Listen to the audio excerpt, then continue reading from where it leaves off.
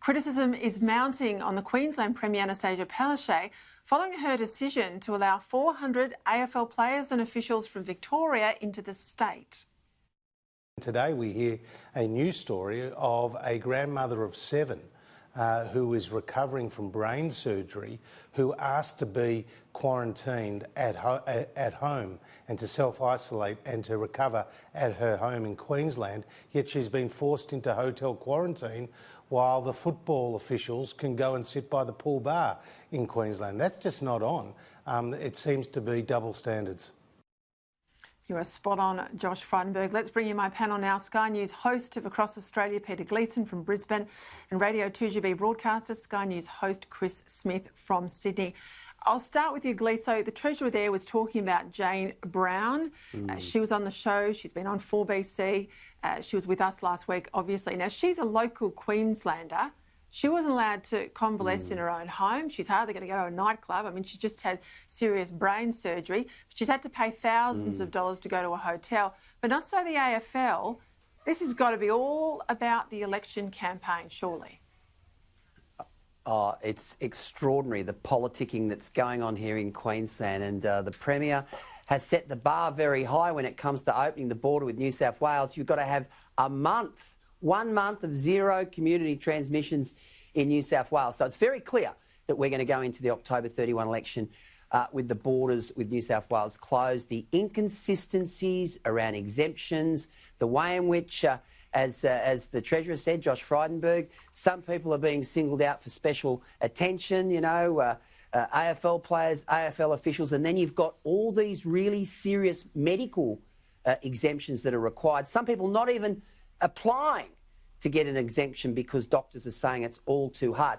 This election, Peter, on October 31 is very much a COVID election. It's a referendum on how the Palaszczuk government has handled COVID. But there's 2 components to it. The first is the health component, and a lot of people will give her a tick because she's done very well at keeping COVID out of Queensland. But the other one is the mental health side and the fiscal impact. And they are huge. I sense here in Queensland, 7 weeks out, that the tide is turning.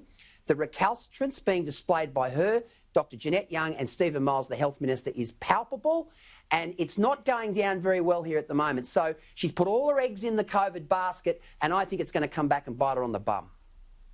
Yeah, Chris, we're not stupid. I mean, we can see what she's trying to do, and it's not that difficult. She hasn't been particularly clever. All she's done is shut the borders. But when people go to the ballot box, do you think they'll be fooled by this COVID stuff that, you know, they haven't got the disease now, but if they vote for Palaszczuk, on the other side of the election, they've got all the debt, all the deficits, all the economic harm that she's enforced for cheap populism now. I mean, the Premier in New South Wales was really quick to point out no one in the world can meet her test. The Premier of New South Wales, Gladys Berejiklian, made Anastasia Palaszczuk look like a political thug today and someone who didn't understand aspects of the pandemic. Gladys Berejiklian made her look terrible. But can I just say this? I kind of form my opinions from what I hear on Talkback Radio, only because I've done it for decades. But what I've heard from Brisbane people up until last week was that 50-50 of the listeners that came through the radio programs that I host were iffy about whether she was doing the right thing or the wrong thing because people are, you know, inherently selfish about protecting their health. But this last week has taken Anastasia Palaszczuk into really thorny areas. The fact that they sent a plane load of elites from the AFL to Brisbane to do what? Against all of those people you have pointed out tonight couldn't go back into their homes, couldn't isolate in a genuine way, weren't given any discretion. Millionaire yachties.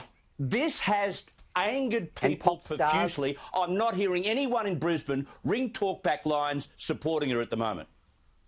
All right, and another Queensland issue for you, so thousands of workers across the state in Queensland we know have been stood down, they've been put out of work, they might be furloughed or they might have actually lost their jobs. But there's a whole lot of company reports that are out today revealing that the executives, they've earned millions of dollars in dividends and benefits all at a time when we're supposedly in this together. Now, JobKeeper might be propping some of them up, but Queensland CEOs, they're on a good wicket. They certainly are.